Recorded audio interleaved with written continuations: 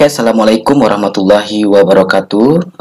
Sebelumnya saya minta maaf karena rasanya terlambat untuk mengupload materi pada hari ini. Nah, di sini saya akan memberikan pengintegrasian ayat Al-Quran yang berkaitan dengan ekonomi. Yang untuk geografi kemarin sudah saya bagikan. Rasanya tak adil jika geografi saja yang saya bagikan. Nah, sebenarnya saya ini jurusannya ekonomi bukan geografi. Tapi karena saya cinta geografi, makanya saya senang mempelajari ilmu geografi. Nah, di sini saya akan membagikan seputar materi pembelajaran ekonomi yang berkaitan dengan yang berkaitan dengan ayat-ayat yang ada dalam Al-Quran. Nah, di sini saya akan bercerita sedikit tentang KSM. Nah, KSM Kompetensi Sains Madrasah itu memadukan antara pengintegrasian ilmu agama Islam dengan ilmu ekonomi yang kita bahas di sekolah ataupun ilmu geografi juga seperti itu. Nah, artinya seperti ini, bagaimana teori ekonomi atau teori geografi yang kita pelajari di sekolah, apakah sesuai dengan ayat Al-Quran atau tidak. Kalau seandainya sesuai, dia tetap membahas. Kalaupun tidak sesuai atau bertentangan dengan ayat Al-Quran, dia juga akan membahas. Nah, artinya soal tidak akan menanyakan seperti ini. Misal, dalam Al-Quran itu riba dilarang. Karena riba dilarang, apa yang seharusnya kita lakukan? Tinggalkan riba? Tidak, artinya dia tetap mengacu kepada teori ekonomi secara umum atau teori ekonomi konvensional. Begitu juga dengan geografi. Nah, di sini sudah saya ringkaskan beberapa ayat Al-Quran yang berkaitan dengan materi ekonomi. Yang pertama ada materi kebutuhan dan keinginan, materi kelangkaan. Seterusnya ada materi sistem ekonomi, ada materi elastisitas dan kepuasan konsumsi, materi pendapatan nasional, pertumbuhan dan pembangunan ekonomi, materi kebijakan moneter dan fiskal, materi akuntansi. Nah, kira-kira itulah ayat-ayat Al-Quran yang berkaitan dengan ilmu ekonomi yang kita pelajari di sekolah. Nah, coba kita pahami terlebih dahulu contoh soal seperti ini. Kenapa tidak yang berbahasa Inggris saya bahas? Karena dalam ilmu ekonomi kita sudah sering berjumpa dengan istilah-istilah bahasa Inggris. Nah, saya lihat pola soal ekonomi itu bahasa Inggrisnya tidak terlalu sulit. Sudah sering kita temukan di pembelajaran ekonomi. Makanya saya lebih fokus kepada yang Arabnya saja. Nah, di sini surat Al-Baqarah ayat 267. Pertanyaannya, pendekatan perhitungan pendapatan nasional berdasarkan penggalan ayat di atas adalah. Artinya kalau adik-adik tidak bisa menerjemahkan ayat Al-Quran ini, silakan cari kata kuncinya saja seperti yang saya katakan kemarin. Nah, di sini untuk nomor 4 ini kata kuncinya apa? Ini berkaitan dengan pendekatan perhitungan pendapatan nasional. Mana yang berkaitan dengan firman Allah di atas? Nah, kata kunci yang dapat kita pedomani adalah akhraja. Akhraja artinya keluar. Kalau adik-adik jumpa besok soal ada kata akhraja, kharaja, yakhraju, itu artinya keluar. Nah, di sini artinya akhraja keluar, tidak usah diterjemahkan ayat ini lagi, berarti maka dapat kita jawab. Jawaban opsinya adalah yang nomor C, pendekatan pengeluaran. Nah, contohnya lagi seperti ini. Makna ayat di atas yang berkaitan dengan surat Al-Baqarah ayat 168. Cari lagi kata kuncinya. Kata kuncinya di sini apa? Nah, di sini kata kunci yang dapat kita pedomani adalah halalan taiban. Halalan taiban itu adalah halal lagi baik. Berarti otomatis kalau halal lagi baik itu lebih menitik beratkan kepada perilaku konsumsi. Karena kita dalam Islam dianjurkan mengkonsumsi yang halal lagi baik. Nah, artinya tidak usah diterjemahkan kata yang sebelumnya ini, cukup satu kata aja kita pedomani. Kalau ada kata halalan taiban, itu berarti berkaitan dengan konsumsi. Nah, selanjutnya soal yang nomor 10 ini, contoh soal nomor 10. Di sini masih berbahasa Arab. Kalau kita lihat pola pembuatan soalnya sama.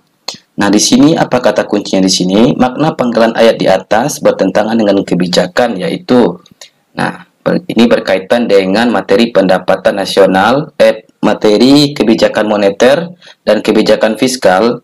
Di sini apa kata kuncinya yang bisa kita ingat? Nah, di sini ada kata riba.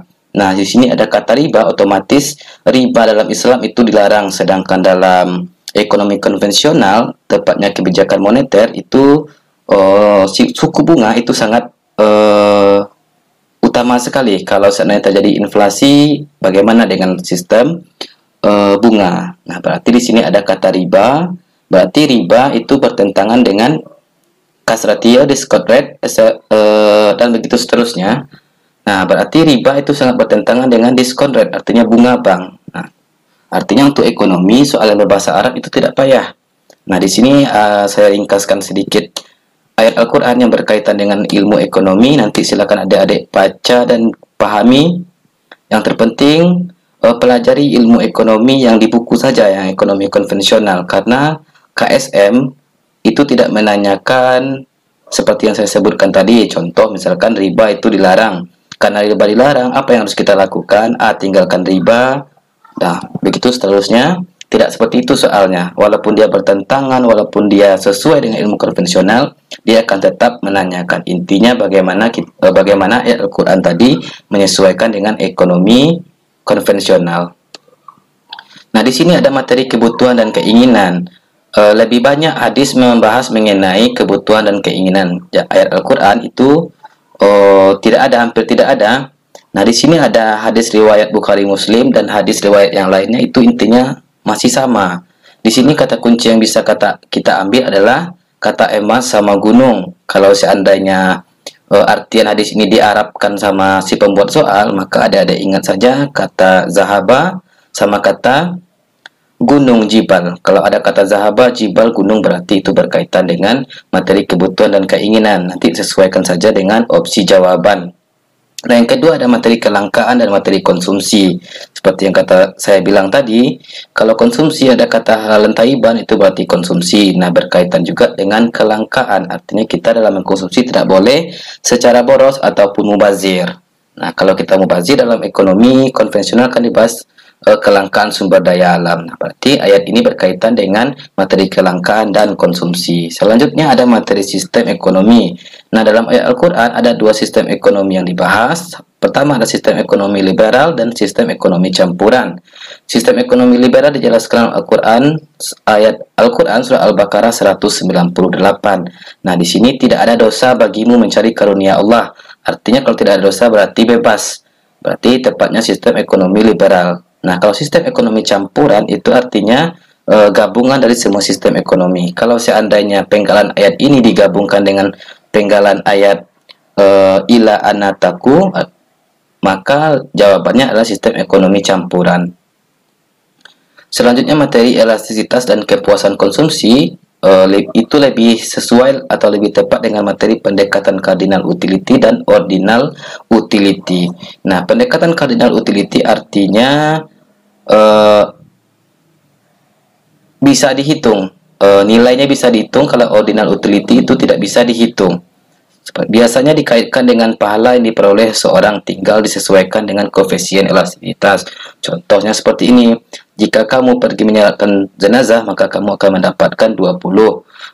Kalau sampai ke kuburan, kamu akan mendapatkan 7 pahala. Kira-kira seperti itu kita contohkan, maka ini lebih tepatnya jawabannya cardinal utility, artinya nilainya bisa dihitung. Kalau ordinal utility itu tidak bisa dihitung. Nah, selanjutnya ada materi pendapatan nasional. Integrasinya dengan pendekatan perhitungan pendapatan nasional, artinya Al-Baqarah ayat 43 ini integrasinya dengan pendapatan nasional. Dirikanlah salat, bayarlah zakat. Nah, artinya kita disuruh membayar zakat. Maka itu ketika zakat dikeluarkan menjadi sebuah pendapatan bagi masyarakat. Yang kedua, itu ada masih dengan pendapatan nasional. Yang Al-Baqarah 43 itu tentang metode pendekatan pendapatan, dan yang Az-Zariyat 19 itu metode pengeluaran. Kalau seandainya ada kata zakat, ada kata infak, ada kata sedekah, berarti itu lebih tepat ke pendekatan pengeluaran. Kalau ada mengenai pendapatan.